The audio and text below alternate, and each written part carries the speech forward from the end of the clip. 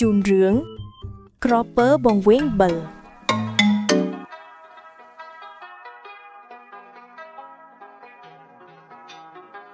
កាលពីព្រេងនាយមានក្រពើមួយក្បាលរស់នៅក្នុងទឹកបឹងនៅជិតព្រៃមួយកន្លែងហើយទឹកក៏ចេះតែរីងហួតហែងអស់ជាបណ្ដាក្រពើនោះមានការផិតភ័យជាខ្លាំងទឹកបឹងក៏ចេះតែរីងស្ងួតក្រពើក៏វាឡើងលើគោកត្រាចរកទីដែលមានទឹកដើម្បីបន្តជីវិតរបស់ខ្លួនបន្តទៀត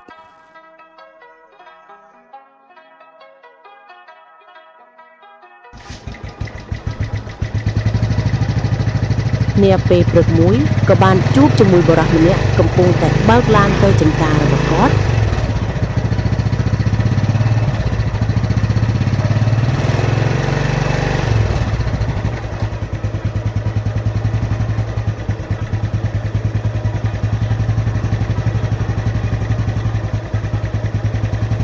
ក្រពើក៏បានស្រែកហៅឲ្យគេជួយ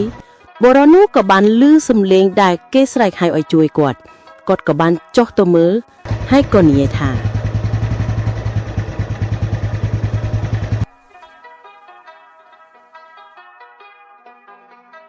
ទេ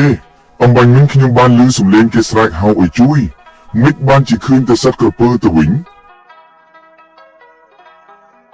គីខ្ញុំជាអ្នកស្រែកហៅបងឲ្យជួយជំយៈក្រពើចេះនិយាយកុំខ្លាចខ្ញុំអីបងខ្ញុំជាក្រពើស្លូតទេបងចំក្រពើនេះមិនទៅវិញនិយាយងាកមកចឹងប្រុសឬក៏ស្រីនឹង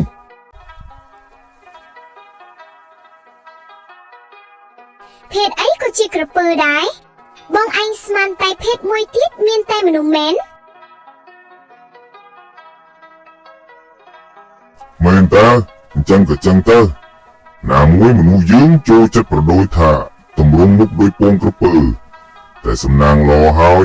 ដែលពួកក្រពើឯងមិនដែលប្រដូចមុខក្រពើថាមូលស្អាតដោយពងមនុស្សនោះហើយចុះឯងហៅយើងឲ្យជួយមានការអីដែរ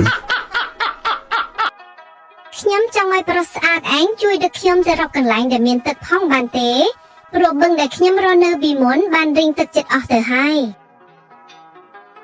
ហៅឯងប្រុសស្អាតទៀតតោះជួយក៏ជួយទៅចឹងមកឡើងឡានមកចឹងបញ្ញាប់ចេញដំណើរបន្ទាប់មកក្រពើក៏បានឡើងឡានហើយបុរសនោះក៏បានបើកឡានចេញដំណើរទៅហើយគាត់ក៏បានគិតក្នុងចិត្តថា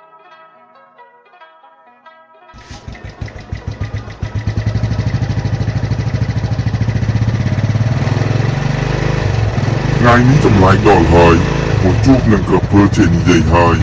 ប្រុសមិនប្រុសស្រីមិនស្រីតោះភេទអីក៏ភេទទៅជ្រុលជាជួយទៅហើយជួយឲ្យដល់ទីបញ្ចប់ហ្មងទៅបានបុណ្យយើងផង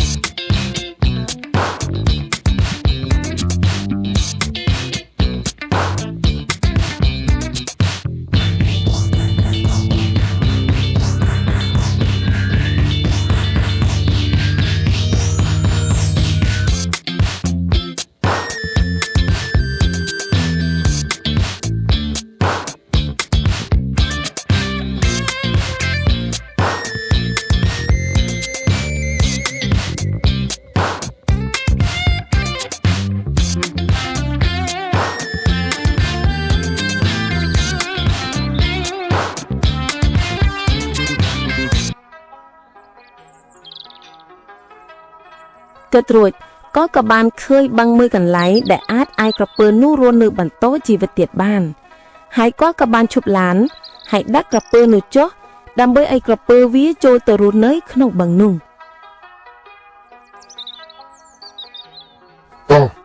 ចូលមកដល់បឹងហើយឯងអាចរស់នៅទីនេះបាន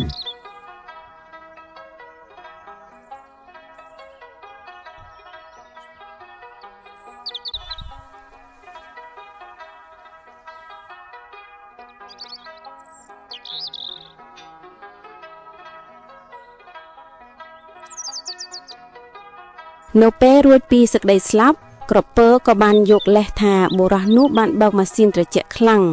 ធ្វើឲ្យគេត្រជាក់ចិត្តស្លាប់ទៅហើយឲ្យបុរសនោះប្រគល់ជីវិតឲ្យទៅខ្លួនស៊ីជាអាហារបើមិនចេញទេគេនឹងស៊ីឡានរបស់បុរសនោះក៏មានការផាត់ភ័យជាខ្លាំងព្រោះគាត់ស្រឡាញ់ឡានជាងជីវិតរបស់គាត់ទៅទៀតហើយក៏បានសុំក្រពើទៅលាប្រពន្ធកូនសិន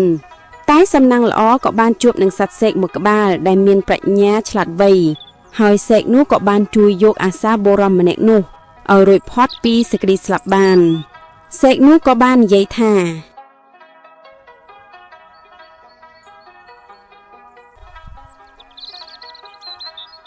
ខ្ញុំនឹងរកយុត្តិធម៌ឲ្យអ្នកទាំងពីរចូលបងក្រពើឯងចូលទៅអង្គុយនៅក្នុងឡានម្ដងទៀតទៅមើលហើយបងឯងទៅបើកម៉ាស៊ីនត្រជាក់ម្ដងទៀតទៅមើលថាតើត្រជាក់ខ្លាំងមែនដែរឬទេហើយបងឯងបើកឲ្យខ្លាំងមែនតើបើកឲ្យត្រជាក់រហូតដល់ក្រពើនឹងត្រជាក់ស្លាប់ហ្មងទៅកុំឲ្យវាចេះទេរមើលគុណចឹងទៀតបុរសម្នាក់នោះក៏បានធ្វើតាមសម្ដីរបស់សត្វសេកមិនយូរប៉ុន្មានក្រពើនោះក៏បានត្រជាក់រហូតដល់បាត់បង់ជីវិតស្លាប់បាត់ទៅនៅសម័យមុនក៏ដូចជាសម័យបច្ចុប្បន្នដែរគឺមនុស្សមានច្រើនប្រភេទខ្លាំងណាស់ដែលអ្នកខ្លះពេលរងទុក្ខក៏ស្រែកហៅឲ្យគេជួយលុះពេលដល់ត្រើយក៏ងាកមកធ្វើបាបដាក់គេវិញទង្វើបែបនេះហើយទើបបុព្វបុរសបានចងក្រងរឿងនេះឡើងមកហើយយើងខ្ញុំក៏បានកែសម្រួលសាច់រឿងខ្លះបន្ថែមផងដែរសាច់រឿងនេះគឺដើម្បីទុកជាគតិសម្រាប់អប់រំមនុស្សឲ្យចេះពិចារណាមុននឹងជួយសង្គ្រោះនរណាម្នាក់